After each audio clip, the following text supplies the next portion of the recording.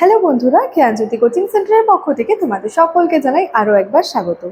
আজকের ক্লাসে তোমাদের সঙ্গে যে বিষয়টি নিয়ে আলোচনা করব সেটি হলো যে জিয়াউদ্দিন বরণী সম্পর্কে, অর্থাৎ জিয়াউদ্দিন বরণী কে ছিলেন এবং তার সম্পর্কেই কিন্তু আজকের এই ক্লাসের মাধ্যমে তোমাদের সঙ্গে আলোচনা করব। ঠিক আছে?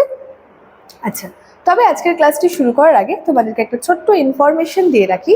দেখো, তোমরা যারা যারা ভাবছো আমাদের সঙ্গে এই সেমিস্টার অনলাইনে যুক্ত হবে, তারা কর্নারে দুটো নাম্বার দেখতে পাচ্ছ, 7076398606 এবং 6295916282। এই নাম্বার দুটি হলো আমাদের জ্ঞানজ্যোতি কোচিং সেন্টারের অফিসিয়াল হেল্পলাইন নাম্বার। তোমরা যারা যারা ভাবছো আমাদের সঙ্গে অনলাইনে যুক্ত হবে, নাম্বার দুটির মধ্যে কিন্তু যে কোনো একটি নাম্বারে যোগাযোগ করে আমাদের সঙ্গে যুক্ত হয়ে যেতে পারো। ঠিক আছে? এছাড়াও তোমাদেরকে তোমাদের সেমিস্টারে কোর্স ফিস সম্পর্কে একটু বলে রাখি। দেখো, তোমাদের কোর্স ফি যেটা আগে ছিল সেটা ছিল হচ্ছে 1199 রুপিস, কিন্তু এই কোর্স ফিটা এখন তোমাদের পে করতে হচ্ছে না। তোমাদের জন্য কিন্তু একটা বিশেষ অফার রাখা হয়েছে। অফারটা কি? অফারটা হলো তোমরা কিন্তু মাত্র 99 রুপিস রেজিস্ট্রেশন ফি এর বিনিময়ে কিন্তু তোমাদের পুরো যে কোর্সটা রয়েছে সেই কোর্সটা কিন্তু পেয়ে যাচ্ছ। এবং এই যে অফারটা রাখা হয়েছে, এই অফারটা কিন্তু প্রথম 100 জন স্টুডেন্টসের জন্য রাখা হয়েছে। অর্থাৎ সেকেন্ড সেমিস্টারের প্রথম 100 জন, ফোর্থ সেমিস্টারের প্রথম 100 জন এবং সিক্স সেমিস্টারের প্রথম 100 জন স্টুডেন্টসের জন্যই কিন্তু শুধুমাত্র এই অফারটা রাখা হয়েছে। ঠিক আছে? তো এই ছিল ইনফরমেশনের বিষয়। এবার সরাসরি আলোচনার বিষয় শুরু করছি।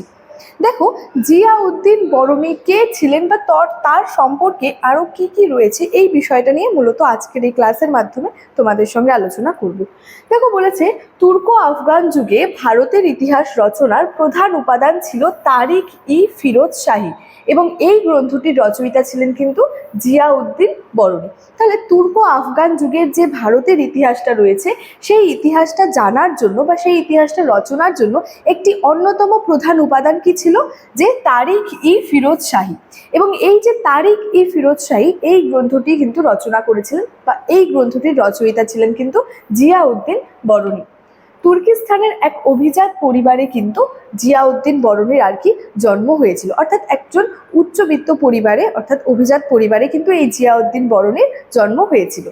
তিনি তুঘলক বংশীয় মোহাম্মদ বিন তুঘলক এবং ফিরোজ শাহ তুঘলকের আমলে কিন্তু উঁচু রাজপদে অসীম ছিলেন। অর্থাৎ এই যে জিয়াউদ্দিন বরণী ছিলেন, এই জিয়াউদ্দিন বরণী কিন্তু যে তুঘলক বংশীয় মোহাম্মদ বিন তুঘলক এবং ফিরোজ শাহ তুঘলকের আমলটা যে ছিল, সেই আমলে কিন্তু উঁচু রাজপদে অসীম ছিলেন।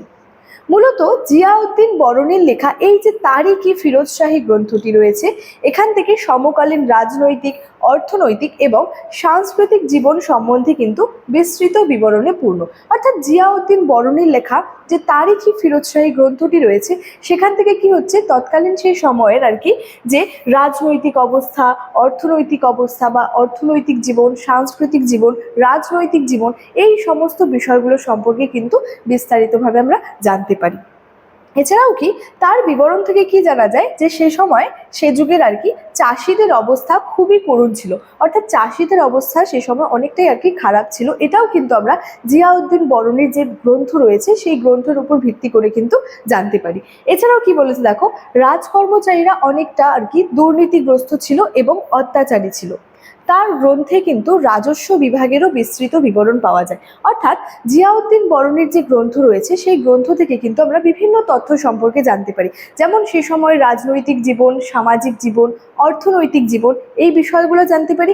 এছাড়াও আমরা কি জানতে পারি, সে সময় চাষিদের অবস্থা অনেকটা করুণ ছিল। এছাড়াও রাজকর্মচারীরা খুবই দুর্নীতিগ্রস্ত ছিল, অত্যাচারী ছিলেন এবং সে সময় কি হচ্ছে, যে রাজস্ব বিভাগের যে বিষয়টা রয়েছে, সেই সমস্ত বিষয় সম্পর্কে আমরা বিস্তৃত বিবরণ পেয়ে যাচ্ছি কিন্তু জিয়াউদ্দিন বরণীর গ্রন্থটির মাধ্যমে। এবং জিয়াউদ্দিন বরণীর লেখা আরও একটি বিখ্যাত গ্রন্থ ছিল কিন্তু ফুতুহ-ই-জাহানদারি, এবং এই গ্রন্থে কিন্তু তিনি সুলতানদের শাসন নীতির বিশ্লেষণ করেছিলেন।